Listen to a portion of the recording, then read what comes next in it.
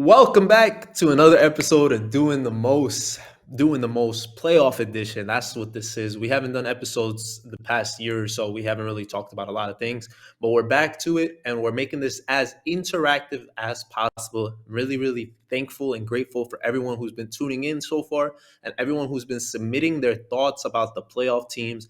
Whatever team you're a fan of, I always want to hear your thoughts. We talked to a couple of fans yesterday who are pretty wrong in a sense. We're going to mention that obviously a little bit later today, but I'm very excited for where we're going, where we're heading. I told you guys we'd be a little bit more professional. It's the playoffs. We have to step it up. Teams have to step up if they want to make the playoffs. That's what this play-in tournament's all about, and we're thankful some teams did, others not so much. So let's go ahead and talk about the 9 and 10 games between the 9 and 10 seeds in the postseason, and we'll begin with the first game, the Eastern Conference Hornets versus the Atlanta Hawks. And the Hornets, man, they struggled, complete meltdown. Like legitimately, I don't know where they were at. They didn't show up. They said they would. They were in the play-in last year and they didn't like how it went. They posted a picture. They had it all year to look at and tell themselves that we're going to be better. We're going to do better. We will. And honestly, they did not. Terry Rozier was non-existent. It looked like it was his first time picking up a basketball. No offense, obviously. I know that dude can like literally score 50 on me and I wouldn't even have a chance to run up the court 3 times. I understand that, but he did not show up at all. This guy, I don't know what he was up to. LaMelo Ball, I know he finished with a decent stat line, but man was not balling. And I came out here yesterday and I said I thought the Hornets were going to win. I did say that. That was my first wrong prediction so far. And we're only 3 games in. The third game, I'm wrong. I said LaMelo Ball, I trust. And I shouldn't have trusted that. Coaching staff was not ready.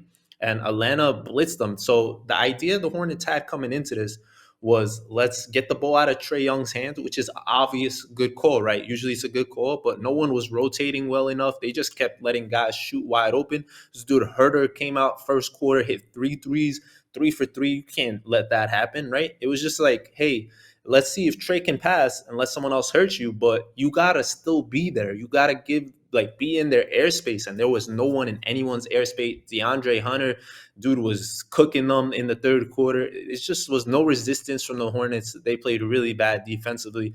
Absolutely horrendous game. It was horrendous. There's no way you can sugarcoat it in any way. They just didn't show up. They gave up too many points. It was never a ball game. I know at one point they were down 8 at halftime. It seemed like they should have been down more. It felt like they were, but it just wasn't what it should have been. So Miles Bridges late into that game, he ends up getting a block, right? He thinks it's a block, he thinks it's clean, and they call it a goaltending, and he just gets irate. He just attacks the ref pretty much. He runs right at him. He's mad. He gets his first tech. He's still mad, gets his second, gets tossed out of there, and we see him as he's coming off the court. We don't really see exactly what is happening. You see some fan going like this at him, right? And obviously we see fans throughout the year just being like kind of, fans being fans. They shouldn't be doing that. They don't understand that these are human beings. We talked about that in the past. But what we didn't see is that Miles Bridges got so mad, he threw his mouth guard and it ended up hitting a little girl. And that's definitely a fine, man. Miles Bridges came out right after and said, I'm sorry. Please get me in contact with the fan. Obviously, he's probably going to try to get him tickets or do something. And I respect him for owning up to his mistake and saying that he knew it was he should have never done that. But you did it, man. You did it, and he's gonna have to pay the consequences. Unfortunately for him, obviously, like emotions get the best of us. It is a thing. We're all humans. He was mad at the moment, but you got to control yourself a little bit better. You paid millions of dollars, and you just can't let that. You should have let that out on the court, man. You should have done a lot better. But now we got to talk about the other team, right? The team that actually did all the work, the team that came up to play, and that's a team that was in the Eastern Conference Finals last year. They made it that far because they were expected to do big things, man. The Atlanta Hawks, led by Trae Young, I expected them to be just right there in it again, not a 9th or 10th seed, but Atlanta played like they were a 4th or 5th best team in the East. They were doing everything they could. Trae started off so slow. He had 8 points at half. I thought they were in trouble. I thought they were, but their defense honestly wasn't the greatest either, but their offense was perfect. It was perfect. It was literally pass the ball out of Trae Young's hands, you got an open shooter. The guys were all stepped up. Everyone stepped up, whether it was Capella rebounding, which he always does, whether it was Hunter doing what he had to do. Bogdanovich played decent, not the greatest. I know he's going to have big games, especially that I believe, I'm going to say it right now, I believe the Hawks will beat the Cavs. I went from not picking the Hawks to picking them to make the playoffs now. But I had this feeling that whoever won from the Hornets Hawks was going to beat the Cavs, just because the Cavs have been on a downward spiral kind of since the beginning of the season. Like, obviously they started off hot. I love Darius Garland and all that, but it just doesn't seem like they've went the right way. And the Hawks have been trending the right way. They've been going up. They've been soaring like Hawks, literally like Hawks. I know it sounds cliche or whatever, like whatever you want to call it, but that team without John Collins, and that's the reason they're struggling. That is the reason they've been struggling. No John Collins hurts them a lot. But with Danilo playing well, Danilo Gallinari's been stepping up. They got Bogdanovich off the bench. They figured it out. That guy just coming off the bench pushes that second unit to a different level. They still have they have the pieces, and I think they're going to be really good. This game yesterday, I know I just said the Hornets played terrible defense, and that is true, but the Hawks adjusted, and they were able to figure it out really fast, really easy, and they never took their foot off the gas, and I respect that. Now, we're going to go ahead and talk about the Western Conference teams, and that was the matchup between the 9th and 10th seed, once again, the Spurs and the New Orleans Pelicans. So let's begin with the New Orleans Pelicans and their new leader, CJ McCollum, man. That kid, man. I've said it a long time ago. Obviously, with Portland's failures, right? They had to do something different. They had to do something different. Dame and CJ were really, really good players. They just didn't have the bigs. They never had the good health to take them anywhere. And we knew they had to be separated at some point for them to succeed. And here we are. CJ McCollum. He is the leader now. Shout out to Brandon Ingram for being able to take the high road, or kind of just stepping back and letting this guy come in here and do what he wants. Honestly, not a lot of guys can do that, especially when you've been in alpha for a couple months or whatever, just out of nowhere to let another guy come in and take that shine. Ingram's been doing a great job with that. I think them two together have been really well. They finished the season 8-2 as them two, like when they played together. This is all without Zion, who we're expecting to see soon. Every other day, I feel like we see Zion doing an in between the legs dunk or some 360 or something like that before the game, and this guy hasn't played in so long. Like, what is up with that? Please make it make sense. Why is he not playing if he's capable of doing little things like that? It makes no sense to me. But CJ came out, he bowled 32 points on the Spurs. We talked about the Spurs a lot yesterday. A lot of people expected them, that they were high hopes, right? We heard two fans talk about how they believe their defense is going to be great. And the problem was DeJounte Murray got into foul trouble really, really early, and that hurt. CJ just got to do whatever he wanted to, and that's why I predicted they'd win. I thought they had closers when the Spurs did not. Valanciunas came out to be a little bit too much to handle as well. Ingram, like, they just have too many guys they can push the ball to, while San Antonio really doesn't, especially when DeJounte just got into foul trouble real early. He had 3 fouls with like 8 minutes left in the second quarter, or 9 minutes left in the second. How do you even, you can't do anything about that. So shout out to the New Orleans Pelicans, who will now be facing the Los Angeles Clippers in LA for that final playoff seed. We said that the Hawks would be playing the Cavs. We'll see how that goes. Predictions on that, I know they play tomorrow, so we'll actually talk about that a little bit more tomorrow. I shouldn't have talked about the other one, but we want to do this daily, so make sure you guys stay tuned. Put the noti belt on, turn that on for real. We want to talk about basketball, and I need you guys to talk with me. So one thing I will say before we get onto the next topic, before we do that, I need you guys to feel free to email me at any point. If you're a fan of any team, make sure you're a fan of that team. I need to keep reminding you guys how important that is, right? If you're not that team, please try your best not to talk about them as much. We'll have opportunities in the future to talk about every team together and do things live and just enjoy our time together. But right now, I need guys who are fans of the teams.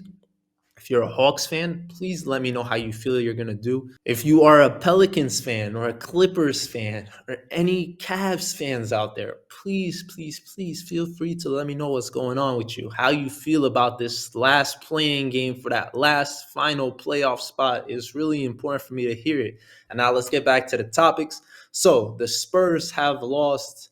Greg Popovich is like 95 years old. Not really. He's only 73, but this dude's been yelling at the top of his lungs for a long, long time. If you guys never coached before, especially at that level, like I've coached, but not at that level, I can only imagine how you lose your voice day in and day out. And it's just must be frustrating.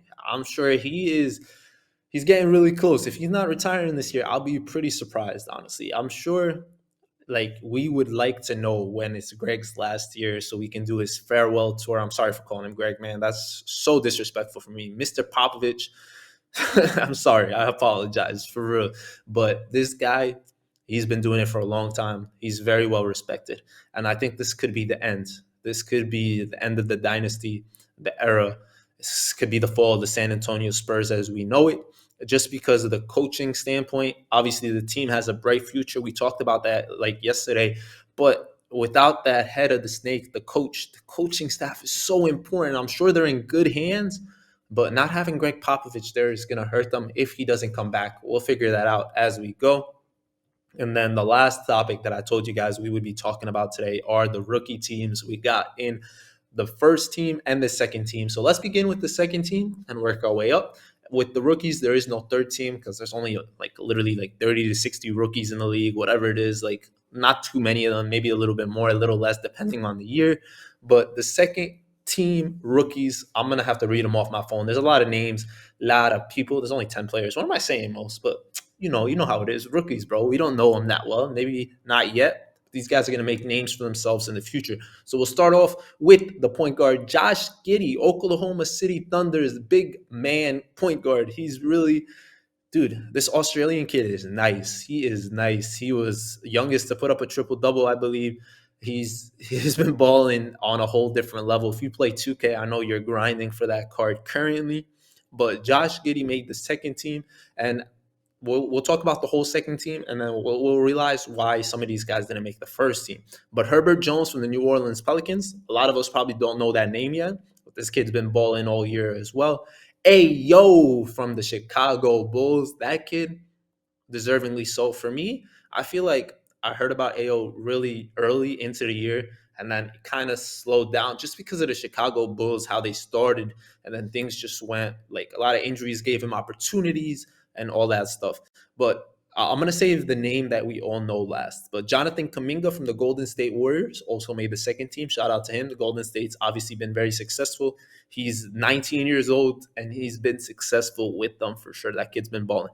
But the last name, we definitely heard this name a lot because his name is very, very marketable, and that's Bones Highland, this kid from the Denver Nuggets. Bones, Bones, Bones. This kid's been like playing on a whole different level. There's games, if you watch, he looks like he could be, I'm not going to say the best player on the team because obviously Jokic is there, but he's their second option, and that goes down to Jamal Murray being out, Michael Porter Jr. being out, and Malone giving him the green light. They've been giving him that. They've been letting him do what he has to do. There's a lot of veteran leadership on that team, and they're letting this kid have all the confidence. He doesn't need it because he already has it, but they're giving him the green light. So shout out to him making the second team. That's very, very unexpected. I think coming into this year, if you look at these names, you would not expect that at all, these guys making it.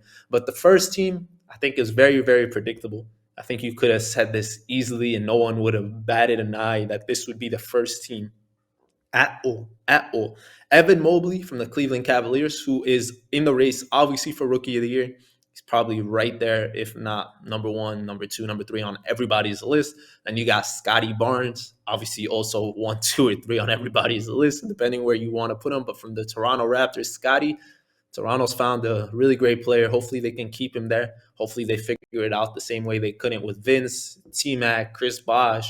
I'm sorry, Toronto fans, for reminding you of all those times in the past, but hopefully you guys get it right this time. The one true star was DeMar DeRozan, who wanted to stay there. He actually wanted to be there. And Toronto, I'm not going to say fumbled, but they rolled the dice got Kawhi Leonard, figured it out, want a chip rental, but hopefully they decide to get Scotty to like figure it out and want to stay there. That's very, very important. Now, next up, you got Detroit Piston.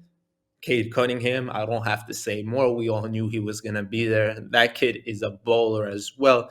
All three of those dudes that I just named are literally going to be they're going to be the Lucas, the Giannis's. I'm exaggerating a little bit. Obviously, no, I don't think we have another Giannis or Luca in the league right now, but they're going to be the big names that we'll be talking about, the 25 under 25 the next couple years, because obviously those guys are going to age out, and these kids we're going to see them develop into men and just take over the league. Like Scotty Barnes is already seeming like he's a man amongst boys sometimes, which is crazy to think a rookie is doing that. And we see flashes from Cunningham. Mobley's defense is insane. And then the last two names, one is in Houston, Jalen Green, obviously really bad team this year, but we've seen highlights from him that have been pretty solid as well. That kid could ball. And then the last one is from the Orlando Magic, Franz Wagner, whose brother actually plays on his team. So that must be really nice having your bro on your team. That must be helpful in your rookie transition. But shout out to those guys for making the first teams. If you're a fan of any of these teams, I'm sure you're happy to have these rookies there. They're going to be the future. And I honestly think this rookie class is really good. We're going to be looking at it a couple years from now and like, wow, this class was very well. Like thinking of Josh Giddey on the second team tells you how good this class could be. Obviously, the whole class, like it, all classes are really good up top, and then they get like not as good down low. But it's so early into it that we'll see how other guys come out, man. We'll see how it goes. But that's pretty much it for today. I wanted to make this not too crazy, not too much to talk about. Obviously, we only had two. I'll stop just a Obviously, we only had two games last night, and there's no games on tonight. So I appreciate you chilling with me, listening to me talk. It means a lot. One thing I will say is exactly what it says on my shirt, man. Just remember that whenever you want to stop doing something in your life, whatever it is, sometimes like, look, as long as we're moving in life, that's the motto that we should be living by, man. Sometimes you try to move and you're going backwards. Sometimes you're moving sideways. But as long as you're moving, I think that's a positive. So always just do it, whatever it is in your life. Like me not posting on this channel for so long, right? It was one of those things where I was just standing still. When you're standing still, there's no room for success. There's no room for improvements. There's no room to learn and get better. There's literally nothing happening. You're just there. You're a cone. You're literally like this. No, always move forward or move. Just move. If I'm moving backwards, at least I'm learning. I'm getting experience. I'm figuring things out. So that's the lesson for today, guys. I know the Hornets definitely need that lesson. They need to know that they're moving in the right direction, or at least figuring out what they shouldn't be doing. They need to lock in, get a center, figure it out, right? Obviously, not go for Russell Westbrook like the rumors. I'm not here to bash Russell Westbrook in any way, shape, or form. I'm a huge fan, but I just need you guys to know that literally keep pushing for your dreams. Also, I need you guys to know to please submit videos of your favorite teams. It helps us out, and this is what the podcast was made for. I wanted it to be interactive. I can't do this without you guys here with me, so I appreciate you guys for the support. We got big plans for the playoffs, for the postseason, the finals, and all that. We're going to have your favorite influencers here, content creators, NBA players in the future, obviously. So stay tuned for all that. Make sure you follow us on all the links down below, man. That's all I got to say. All the links. And we'll be on Spotify, Apple Music, and all that moving forward as this playoffs continues, bro. Continues. Just keep talking, bro. Keep moving. I said that, right? We keep moving. We keep doing our thing. Thank you guys for doing the most. I appreciate y'all, and keep doing the most.